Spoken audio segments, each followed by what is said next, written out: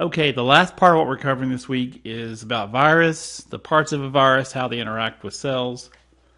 Viruses are called acellular. In fact, they're kind of creepy, and they're, say, right now, with the pandemic going on, there are biologists that believe that viruses are a form of population control because the thing about a virus is they're not actually alive till they get inside of a cell.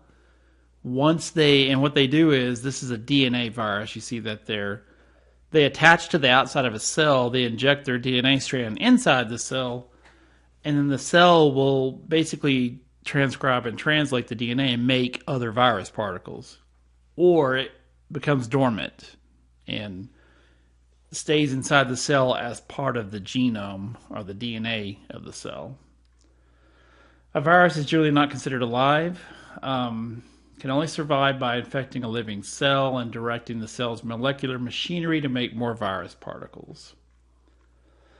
So this one is an envelope virus. Now, okay, well, you see this part. They're very simple. So nucleic acids, either DNA or messenger RNA. And here is, that's a DNA virus.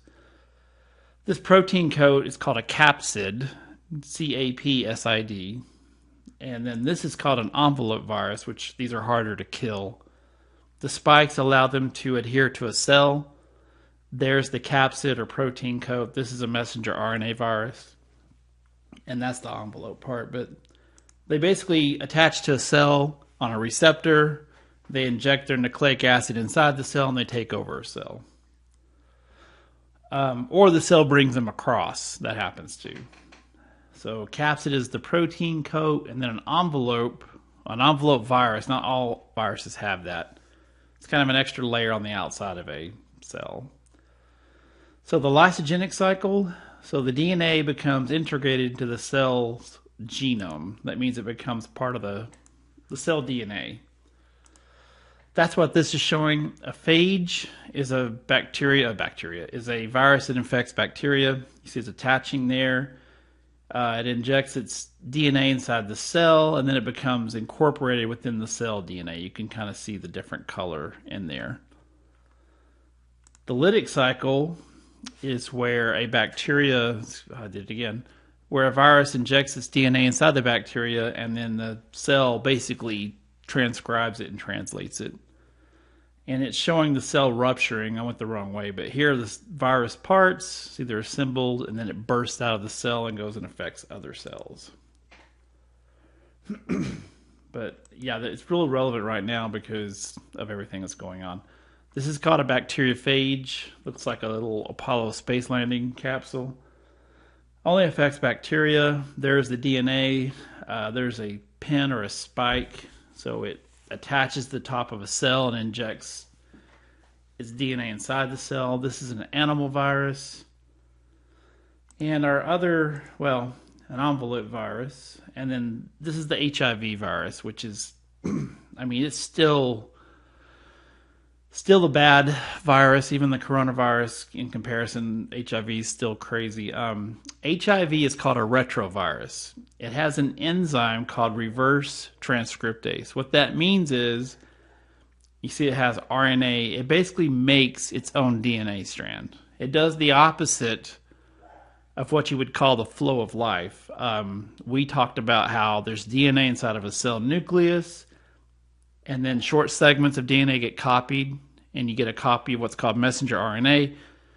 Messenger RNA goes out into the cell, it attaches to a ribosome, and the ribosome translates it, and then you build proteins and things from that. HIV has an enzyme that builds a DNA strand. It goes from messenger RNA and it builds its own DNA. And the problem is that it makes a different copy every time it does it. So it's, this should say mRNA. It doesn't. Messenger RNA, but can synthesize a strand of DNA from what's called messenger RNA.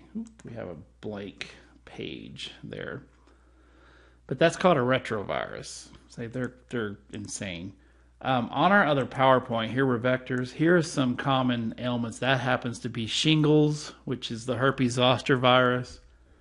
It comes from chickenpox, varicella virus. A person gets chickenpox, ends up being stored in the sacral part of the spinal cord. And if you get older, if you get stressed, that virus can reemerge, and it's slightly different than the chickenpox, and it causes shingles. You can't get shingles from somebody with shingles, but you can get chickenpox. This is impetigo. It's a bacteria infection.